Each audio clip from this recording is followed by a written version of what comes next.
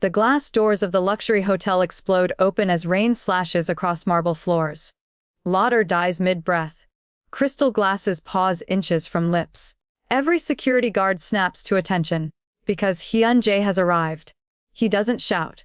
He never has to. The most feared man in the Korean underworld walks straight through the lobby, soaked in rain, wrapped in silence, his eyes fixed on one person alone. Amara Lewis. A black waitress in a faded uniform, standing near the service elevator, fingers locked around a small paper bag like it's the only thing anchoring her to the floor. She looks lost.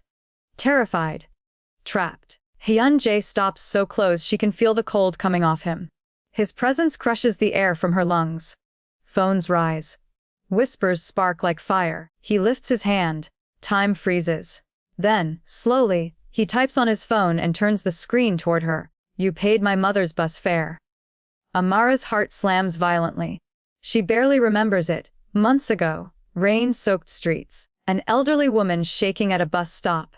It meant nothing to her. Everything to him. I don't know you," she whispers. His jaw tightens. For 20 years, this man has ruled without a voice. And yet, in front of everyone, he bows his head to her. Why would the most dangerous man in the city kneel to a waitress? And why does he look like he's barely holding himself together? Subscribe to Love and Loyalties before the truth changes everything. Hyun Jae doesn't raise his voice. He doesn't have to. He turns slightly, eyes still on Amara, and gestures to the chair across from him. The message is clear. Sit. Amara swallows. Her legs feel weak. But every instinct screams that refusing him, here, in front of cameras and whispers, would be a mistake she wouldn't survive. She sits. The moment she does, the lobby erupts into silent chaos. Phones tilt lower, pretending not to record. Guests lean closer, hungry for scandal. Security shifts position, forming an invisible wall around them. Somewhere behind the front desk, a manager is already dialing a number with shaking hands. Amara keeps her gaze down, staring at the flawless marble floor beneath shoes she bought secondhand. She feels small. Hyun Jae types again, slow and deliberate, then turns the phone toward her. "What is your name?" "Amara," she answers softly. "Amara Lewis." A pause. "You work here?" "Wes." Another pause. Longer this time. He studies her like a man memorizing a face he's afraid to lose. Then, he does something that sends a ripple of shock through the room. He slides a black card across the table. Amara stiffens. "I can't," she says quickly, shaking her head. "I don't take money I didn't earn."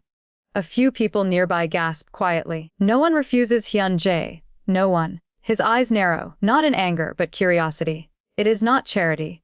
The phone reads. It is gratitude. Her voice trembles, but she holds her ground. "I helped your mother because she needed help, not because I wanted something back." For the first time, something breaks through his iron control. Respect. Around them, rumors are already being born. Who is she? Is she his weakness? Is she already dead? Hyun Jae stands. The room inhales sharply. Amara rises too, panic fluttering in her chest. He turns to one of his men and signs once. Within minutes, the hotel manager is standing in front of Amara, pale and sweating. "Miss Lewis," he says carefully, "Mr. Hyun Jae would like to offer you a position." Her head snaps up. A position. At one of his properties. The manager continues. Full-time. Better pay. Health coverage.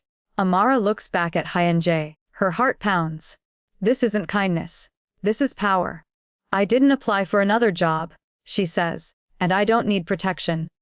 Hyun Jae's response comes instantly. Everyone needs protection. The words chill her. She shakes her head. "I won't be bought." Another pause. Then slowly, he types again. "Then earn it." That night, Amara goes home with the weight of his attention pressing on her chest. By morning, her life is unrecognizable.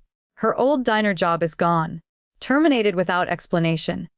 Her landlord suddenly knows her name. Her mother's clinic calls to say her next appointment has already been paid for. Fear crawls up her spine. She shows up at the address sent to her phone, one of Hyun Jae's luxury hotels, wearing the same worn coat, clutching the same paper bag. Inside, everything is glass and gold and quiet authority. They give her a uniform, a badge, a schedule. No one explains anything. She feels like she's stepped onto a chessboard where every move has already been decided. Later that evening, Hyun Jae appears. Not as a king, as a shadow. He stands beside her as she finishes her shift, close enough that she can smell rain again. "You are safe here." His phone reads. "Safe from what?" she asks. His eyes darken. "From everyone who will try to use you." She finally understands. His attention isn't random, it's dangerous. "And what about you?" she asks, surprising even herself. "Who protects me from you?" For the first time since she met him, Hyun Jae looks unsettled. He doesn't answer. He only types one final message before turning away. "You are free to leave." But they both know the truth. As Amara watches him disappear down the corridor, heart racing, she realizes something that terrifies her more than his power. Walking away from Hyun Jae may be impossible. And staying might change her forever. Amara learns quickly that Hyun Jae's world runs on rules no one explains out loud. Luxury isn't loud here. It's disciplined, polished, dangerous in its quiet perfection. On her first full day at the hotel, she notices how people move when he enters a space. Backs straightening, voices lowering, eyes dropping. Even men twice her age flinch when his shadow passes over them. And yet, when Hyun Jae looks at her, the tension shifts. Not softer, focused.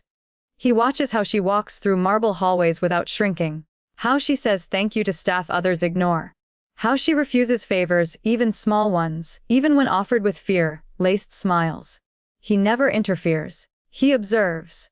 Sometimes he stands at the edge of the lobby, raincoat draped over one arm, phone idle in his hand, eyes following her like he's studying a language he's never learned to speak. Amara feels it.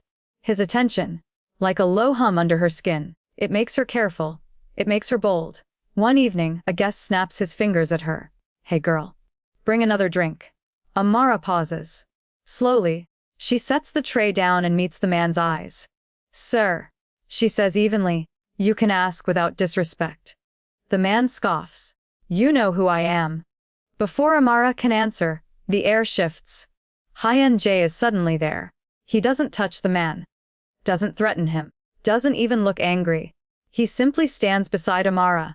The guest pales. Hyun Jae lifts his phone, types once, and turns the screen. "You will apologize." The man laughs nervously. "Come on, I didn't mean." Hyun Jae steps closer. The laughter dies. "I'm sorry." The man mutters to Amara, eyes glued to the floor. Hyun Jae doesn't linger.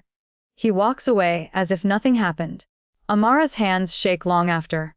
Later that night, she finds him standing alone near the indoor pool. The water is perfectly still, reflecting chandeliers like broken stars. Hyun Jae's shoulders are tense, his hands clenched. She hesitates, then speaks softly. "You okay?" He startles. Actually startles. His breath catches, sharp and fast, like he's been pulled underwater without warning. He takes a step back from the pool, eyes dark, jaw locked. Amara notices it then. Water. The way his gaze refuses to touch it. The way his fingers curl like he's holding on to something invisible. "I didn't mean to scare you," she says quickly. He doesn't respond. He types slowly this time, fingers unsteady. "I do not like water." "Why?" she asks before she can stop herself. The question hangs between them. He looks at her for a long moment. Then he turns the phone screen dark. "Boundary." She nods. "Okay." Something in his posture eases. They stand there in silence, the kind that feels shared. From that night on, he grows calmer around her. Meetings end faster. His temper cools quicker. The men around him whisper that the boss sleeps again. Something he hasn't done in years. Amara notices the cracks. The way he watches children pass the hotel windows like they're memories, not people. The way he flinches at sudden loud sounds. The way he never eats unless she's nearby. One afternoon, she brings him tea without being asked. He looks surprised. She shrugs. "You looked like you needed it." Their eyes meet. Something unspoken passes between them. Curiosity, recognition, restraint, danger. Then one night, everything shifts. Amara is finishing her shift late when she hears voices near a closed conference room. She's about to walk past when a name stops her cold. Hyun Jae doesn't miss. A man says quietly, 20 years, no mistakes, no mercy. Another voice replies. The Korean syndicates answer to him now. Even the police won't touch him. Amara's breath catches. Syndicates. Police. 20 years. Her mind races back to the bowed head, the silent commands, the fear in grown men's eyes. Her heart pounds. So what about the girl? Someone asks. The waitress. A pause. Hyun Jae's voice doesn't answer, but his presence does. A third man speaks lower. She's either his weakness or his shield. Amara steps back, pulse roaring in her ears. Criminal king. Mafia. The truth slams into her like ice water. As she turns the corner, she collides with a solid chest. Hyun Jae. He looks down at her, searching her face. He knows. And in that moment, Amara realizes two terrifying truths at once. Hyun Jae is far more dangerous than she ever imagined. And somehow, she's already emotionally entangled with him. She steps back, fear and confusion warring in her eyes. He doesn't reach for her. He doesn't stop her. He only watches, as she walks away carrying a secret that could destroy them both. Hyun Jae does not chase Amara. He does something far more dangerous. He changes. The first domino falls quietly. A meeting ends early. A shipment never leaves the port. A ledger is burned instead of signed. Businesses that fed on fear are shut down overnight. Men who built fortunes on blood are dismissed. Some furious, some terrified. The underworld whispers. The king is dismantling his own throne. They don't understand that power has finally become unbearable without the one person who saw him as human. Hyun Jae sleeps little. When he does, it's water that pulls him under, dark, endless. His brother's face fading behind glass. He wakes with his hands clenched and his voice trapped in his chest. Days pass, then weeks. Amara keeps her distance. She moves her mother into a smaller apartment closer to the clinic. She works extra hours. She avoids places that remind her of marble floors and quiet men with haunted eyes. Until the call comes. Not from Hyun Jae. From the hospital. Her mother's condition has worsened. The treatment they hoped for is no longer enough. There is a trial. Experimental, expensive, nearly impossible to access. Amara feels the floor tilt beneath her. I can't afford that, she whispers. The doctor hesitates. It's already been approved. Approved. Paid. Her chest tightens with dread and anger all at once. She knows exactly who did this. That evening, she finds him where she least expects. Outside the hospital, standing in the open, unguarded, rain soaking through his coat. Hyun Jae looks thinner, older. Like a man who has been carrying too much alone. He doesn't approach her, he waits. Amara stops a few feet away. I told you I wouldn't take blood money. He nods once. Accepting the blow. Slowly, deliberately, he lifts his phone. It is not blood money. She crosses her arms. Then what is it? Types, deletes, types again. It is what should have been done without asking for anything back. She studies his face. There's no demand there. No expectation. Just exhaustion, and something close to hope, carefully restrained. Why? She asks. After everything. He doesn't answer immediately. Instead, he reaches into his coat and hands her a folder. Inside are documents, transfers, closures, signed resignations, names she recognizes from whispered conversations. You're dismantling your empire, she says softly, stunned. He nods. The parts that hurt people. Her breath catches. This won't make you safe, she warns. Neither did power. The phone replies. Silence settles between them, different from before. Not heavy. Honest. Days later, the city gathers for a charity gala. Press everywhere. Cameras flashing, donors whispering. Amara attends only because the hospital insists. She doesn't know he'll be there. Until the room shifts. Hyun Jae enters without entourage, without armor. Just a man in a dark suit, moving through the crowd like a current. Murmurs ripple. He walks straight to her. The room holds its breath. Amara's heart pounds. What are you doing? she whispers. He doesn't answer. Instead, slowly, deliberately, Hyun Jae kneels. Ghasts explode, cameras flash wildly. The most feared man in the city lowers himself to the floor in front of a black woman the world once ignored. He doesn't touch her. He doesn't beg. He lifts his phone so she, and everyone, can see. I am sorry. Another message follows. Not for loving you. For trying to protect you by controlling you. Tears blur her vision. I choose you. The final message reads, even if you never choose me. The room is silent. Not a single whisper. Amara's knees feel weak. She finally understands. His silence was never cruelty. It was pain. It was a boy who learned that speaking didn't save the people he loved. A man who believed power was the only shield strong enough to keep loss away. She reaches out, her hand trembling. The moment her fingers touch his, Hyun Jae exhales like he's been holding his breath for 20 years. She helps him stand. Not as a king. As a man. I won't live in fear, she says softly. He nods. I won't be owned, she continues. Another nod. But, she adds, meeting his eyes, I won't punish someone who's willing to change. Her hand tightens around his. The cameras catch it. The moment power yields to choice. Hyun Jae doesn't smile. He doesn't speak. But for the first time, his silence isn't empty. It's full of promise. And as they stand together, the world sees something it never expected. The king didn't lose his empire. He gave it up. For love. Years had passed since that first fateful meeting in the diner. The chaos of empires, the weight of silence, and the cold fear that once defined Hyun Jae Kwan were now memories softened by time and love. The penthouse overlooking Los Angeles was no longer just a fortress of power. It was a home filled with laughter, warmth, and the smells of home, cooked meals. Rita Okonkwo, now fully immersed in her nursing career and community work, moved through their life with confidence and joy.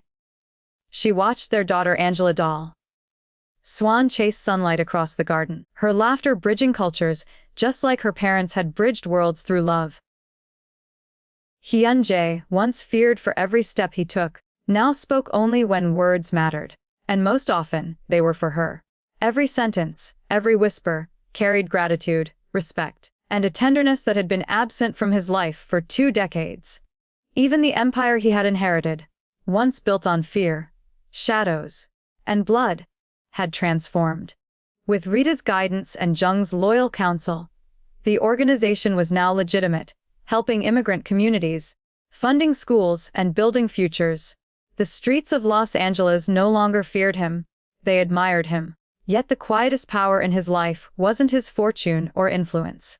It was trust, honesty, and love.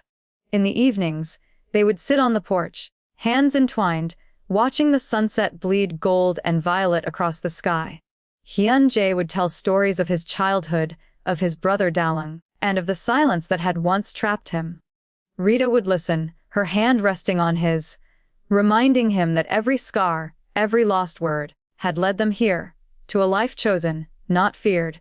True power, they realized, did not lie in control or intimidation. It bowed to integrity, compassion, and courage. The man who had ruled with fear now ruled with love, and the woman who had dared to see the human behind the legend had changed not just one life, but an entire world around them. If this story touched your heart, subscribe to Love and Loyalties and comment which couple you want next, because every love has its own miracle waiting to unfold.